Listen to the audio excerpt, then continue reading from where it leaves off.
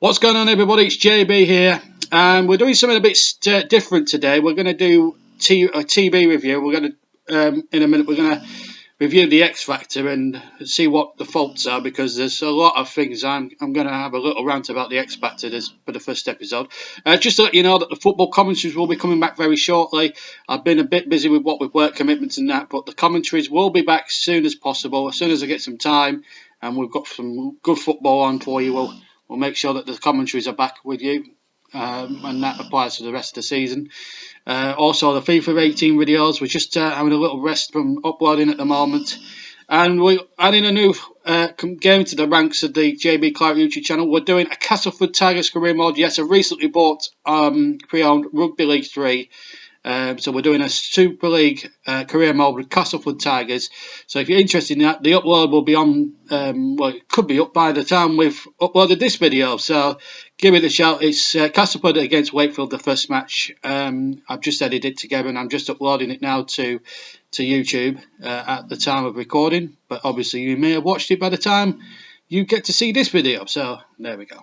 And of course, obviously, the next couple of days we'll see about maybe getting Formula 1 for the PS4. We'll add Formula 1 to the roster of computer games as well that will feature on this channel.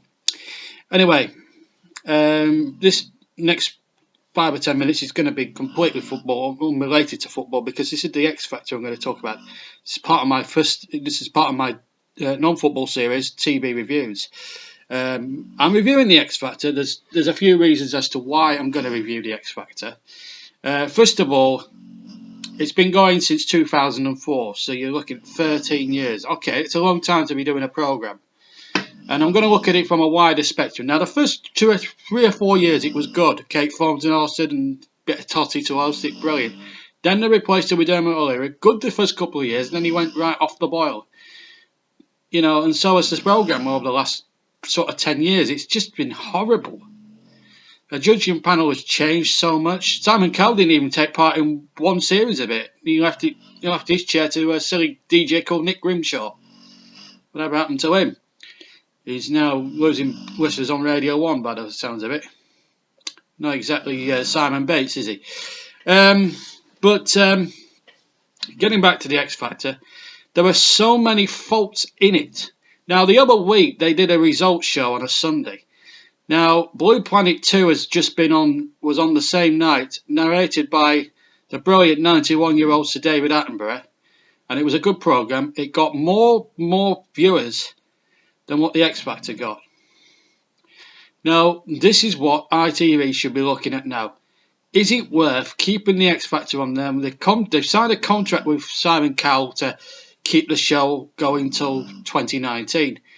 But if I was the managing director, if I was the programme controller at ITV, I would seriously be reconsidering that deal right now and cancelling the contract. Keep Britain's Got Talent on the roster, that's fine. It's a great show, brilliantly done by Ant and Dec, right? Brilliant. You get a lot more talent in that than you do on this on the X Factor. The problem with the X Factor, it's chopped and changed so much over the 13 years it's been going. It should have, to be honest with you, it should have ended last year. And there are a few reasons as to why. 1. Rigged voting. A certain rapper that caused a lot of uproar last year, a year ago, when she was getting through at the expense of a more talented artists and groups. She was getting through at the expense of those. She was talentless. She was horrible. You know what I'm talking about. And I don't need to name the name. I love to mention her, by the way, because she's not worth the ground. But she was not good. She was, in our word, talentless. And yet, these idiots, Cal Walsh, searching her, and Sharon Osbourne, I think who was mentoring her, kept putting her fucking through. I'm thinking, is this a talent contest, or is this just a shop window for idiots? And I think the X Factor's become like that. I mean, they don't churn out great acts anymore like Leona Lewis or One Direction. They've gone on and been great stars, and fair play to them. You know what I mean? They're not my cup of tea, but they appeal to the younger audience, which is great for them. You know, Leona Lewis has done magnificently well. She's probably the best known star to come out of it.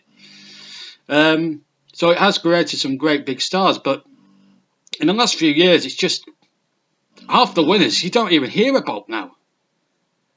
Like this rapper, you know, she was creating all this uproar. Where is she now? It just proves that, I mean, she's booking out 100-seater venues for like probably 50 quid or something to keep her expenses or something. But you know, she won over the public. I don't know how she did.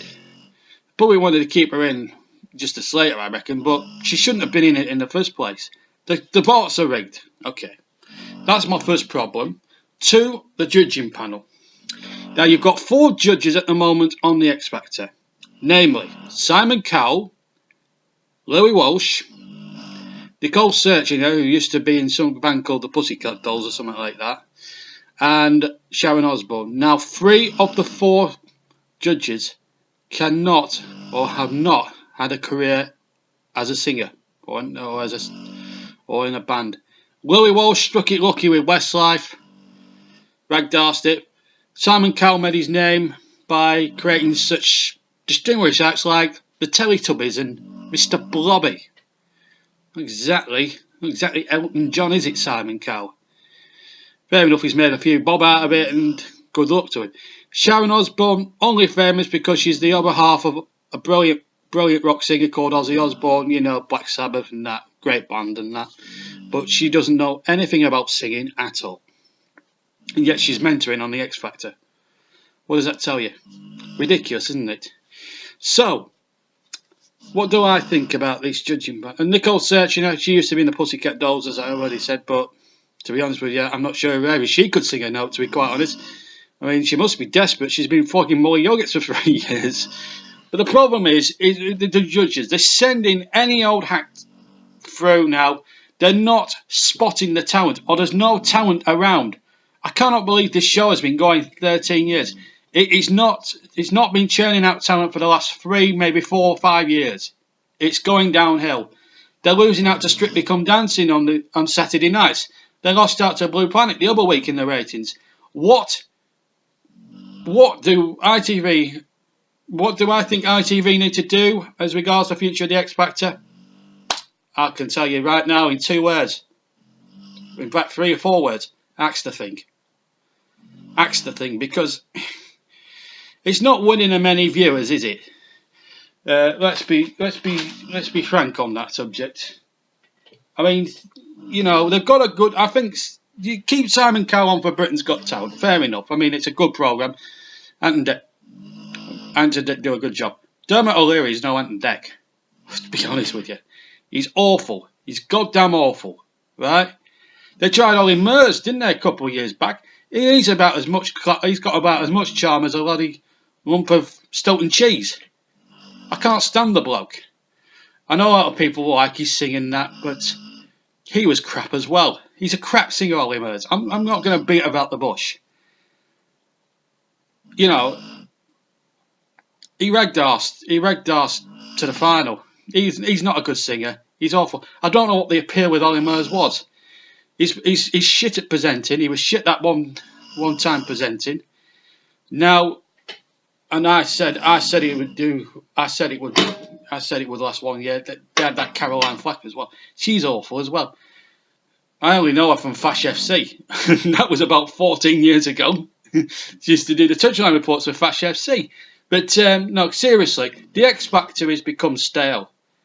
It's way past its sell by that. It should have been axed about 4 or 5 years ago. I mean, you see all these great talent shows. New Faces only lasted 5 years in the 70s because if it had run any further, it'd have gone past its sell by date. It churned out loads of talent. They ran out of talent to judge. Opportunity Knocks finished ahead of its time because it was, you know, Pop Idol lasted 2 years because, again, you can only get so much talent into it. You know, you've got things like The Voice. Now, The Voice is properly done. Emma Willis, good presenter. Tom Jones, great judge.